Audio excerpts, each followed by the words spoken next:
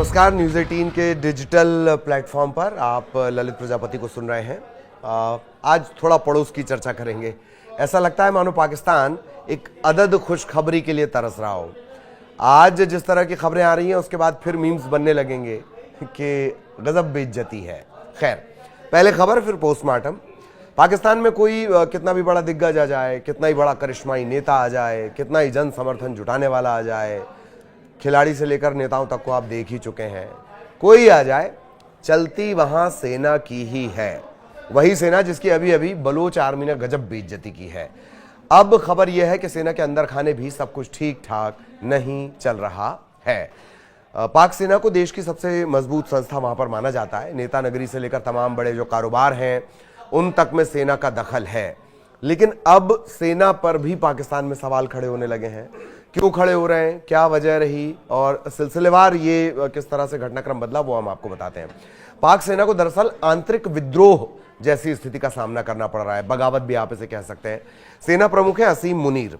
उनके खिलाफ फौज के ही लोगों ने मोर्चा खोल दिया है। पाकिस्तानी सेना के जो कई अफसर हैं वो ये चाहते हैं कि मुनीर इस पद से हट जाएं। सेना के अफसरों का एक कथित लगा दिया हमने, कथित लेटर इन दिनों चर्चा में है। ये लेटर लीक हुआ है। दरअसल लीक हुए इस लेटर में मुनीर के खिलाफ विद्रोह की चर्चा को हवा बार बार मिल रही है। इस तरह की बातें वहां पर हो रही हैं। द गार्डियंस ऑफ ऑनर ये इस लेटर का नाम है। इस लीक पत्र में पाकिस्तान सेना के भीतर बढ़ते असंतोष को इस लेटर ने सबके सामने एक तरह से ले आया। फर्स्ट पोस्ट की एक रिपोर्ट है, उसके मुताबिक द गार्डियंस ऑफ ऑनर नाम के इस लेटर में जूनियर और मिड लेवल के जो अधिकारी हैं वो आर्मी चीफ जनरल असीम मुनीर की लीडरशिप पर सवाल खड़े कर रहे हैं। लीक हुआ ये कथित लेटर सीधे असीम मुनीर को ही लिखा गया है। इसमें मुनीर पर किस तरह के गंभीर आरोप लगाए वो जान लीजिए। अक्षमता, भ्रष्टाचार, राजनीतिक उत्पीड़न और आर्थिक कुप्रबंधन के गंभीर आरोप लगाए गए हैं। मुनीर वाशिंगटन और लंदन में पहले से ही जांच के दायरे में है। जिस तरह का घटनाक्रम पहले हुआ वो हमने आपको बताया है। ऐसे में अब जब ये लेटर पब्लिक डोमेन में आ गया है, अफवाहों में आ गया, तो उनकी मुश्किलें और बढ़ गई हैं। द गार्डियंस ऑफ ऑनर नाम के इस लीक चिट्ठी से ये पता चलता है कि सेना के अफसरों में गजब के मतभेद हैं। अब ये खुलकर सामने आ रहे हैं। मतलब मतभेद बहुत पहले से चल रहे थे, अब ये मनभेद में तब्दील होते जा रहे हैं। बात जब मतभेद से मनभेद में तब्दील हो जाने लगती है तब वो पब्लिक डोमेन में आ जाती है। अफसरों का कहना है कि मुनीर ठीक से काम नहीं कर पा रहे हैं। पत्र में मुनीर से इस्तीफा तक मांगा गया है। अधिकारी ये दावा कर रहे हैं कि मुनीर ने सेना और देश का भी भरोसा खो दिया है। अब ये चिट्ठी ऐसे वक्त में आई है जब मुनीर अपने रिश्तेदारों को ऊंचे पदों पर बैठाने के आरोप झेल रहे हैं। मुनीर तो मुनीर, उनके रिश्तेदारों पर भी सरकारी कामकाज में दखल देने की बात कही जा रही है। पाक सेना के विद्रोही अफसरों का, विद्रोही मतलब आप समझिए विद्रोही उन्हें कहा जाएगा अगर इस तरह की चिट्ठी सही होती है तो जो विद्रोही अफसर हैं वो उनका दावा यह है कि देश के हालात तो 1971 जैसे हो गए जब पाकिस्तान की सेना की गलतियों की वजह से पूर्वी पाकिस्तान अलग होकर बांग्लादेश बन गया था।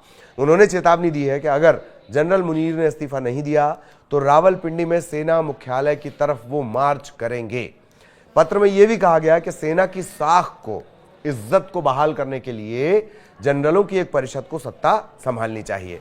अब थोड़ा और बाहर लिए चलें। पाकिस्तान में सेना के अंदर बगावत के सुर उठ रहे हैं और दूसरी तरफ जो जनरल मुनीर हैं वो अमेरिका से भी उनकी ठनी हुई है। अमेरिका को पाकिस्तान की आर्थिक नीतियां और विदेश नीति पसंद नहीं आ रही हैं। अमेरिका ने पाकिस्तान को सैन्य और आर्थिक मदद देने से भी इनकार कर दिया था। पाकिस्तान के सेना प्रमुख पर प्रतिबंध लगाने से जुड़ा बिल भी अमेरिका में आया है। अगर ये बिल पास हो जाता है तो जनरल मुनीर की संपत्ति भी जब्त हो सकती है, उनकी यात्रा पर प्रतिबंध तक लग सकते हैं। हाल फिलहाल में ये चिट्ठी दरअसल दूसरा मामला है। इससे पहले पाकिस्तान के बलूचिस्तान में मार्च में बलूच लिबरेशन आर्मी BLA इसने जाफर ट्रेन को हाईजैक किया था। गाहे बगाहे तो BLA लगातार सेना के जवानों और अफसरों को निशाना बनाती रही है, बम धमाके के जरिए, भीड़ में विस्फोट करके। लेकिन एक ट्रेन को हाईजैक करना सेना को सीधी तरह से चुनौती की तरह देखा गया। इस घटना ने पाक सेना की छवि की धूल बिखेर कर रख दी है। अब लोगों को यह लगने लगा है कि पाकिस्तान की सेना आतंकवाद के खतरे से निपटने में नाकाम है। सेना की नाकामी की पूरी जिम्मेदारी असीम मुनीर पर डाली जा रही है। अब ये घटना भी जान लीजिए जिसने सबसे ज्यादा पाकिस्तान की छवि को धूमिल किया। कैसे सेना की नाक के नीचे एक ट्रेन हाईजैक हो जाती है।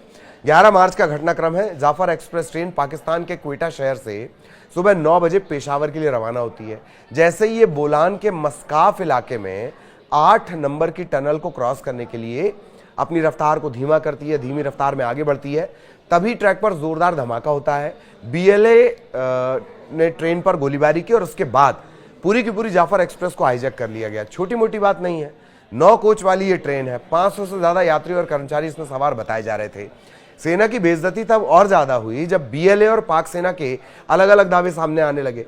पाकिस्तानी सेना कह रही थी कि 24 घंटे तकरीबन ये ऑपरेशन चला और बलूच लिबरेशन आर्मी के 33 विद्रोहियों को, उन्हें आतंकी भी कहा जा रहा है, उन्हें पाकिस्तानी सेना ने मार गिराया।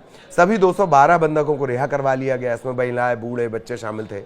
पाकिस्तानी सेना के दावों को झुठलाते हुए बलूच लिबरेशन आर्मी ने दावा कर दिया कि उसके कब्जे में 150 से ज्यादा बंधक है। भद्द तब भी पिटी जब इतना कामयाब ऑपरेशन हुआ तो ताबूत भेजने की नौबत क्यों आई थी। तब ताबूत पर बड़े सवाल उठे, कॉफीन पर बड़े सवाल उठे थे।